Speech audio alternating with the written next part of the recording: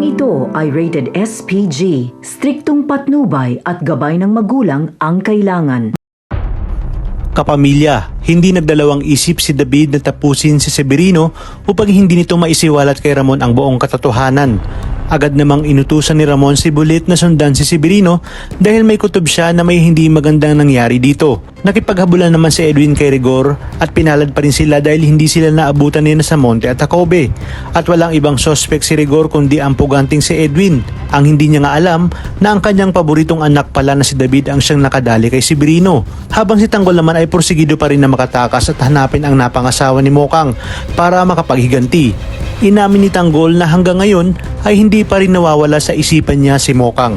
Sa kabilang banda, kahit ano pa man ang gawin ni Lucio kay Primo ay hindi pa rin natiis ni Primo na tulungan ito kung kaya't inihagis niya ang baril kay Lucio. Mas lalong tumindi ang galit ni Lucio kay Mulong matapos pabuyin ang lamay ni Yoli.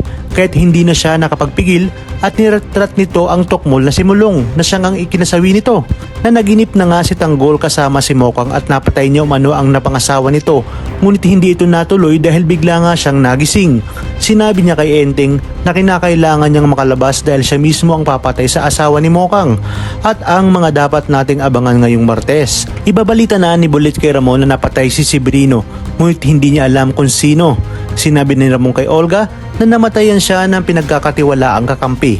Ngunit may narinig umano siyang pangalan na David, kaya naman halos mabilaukan itong si Olga nang malaman niya ito. Batid niya kasi na hindi titigil si Ramon hanggat hindi natutukoy kung sino si David na siya nga binanggit ni Severino. Dumako naman tayo sa koreksyonal kung saan mukhang natutunugan na ni Nabong at ang kanyang tropa na tila naghahanda din si Tanggol sa kanilang pagsalakay.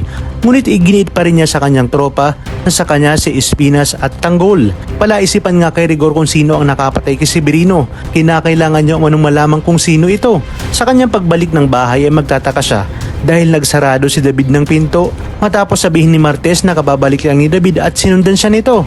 Talagang kapanapanabik ang mga susunod na tagpo sa teleseryeng ito kaya naman sabay-sabay natin itong pakaabangan. At kung bago ka pa lamang sa akin channel ay sana'y huwag kalimutang mag-like at subscribe. Pindutin ang notification bell para updated kayo palagi. Maraming salamat sa inyong panonood at hanggang sa muli mga kapamilya.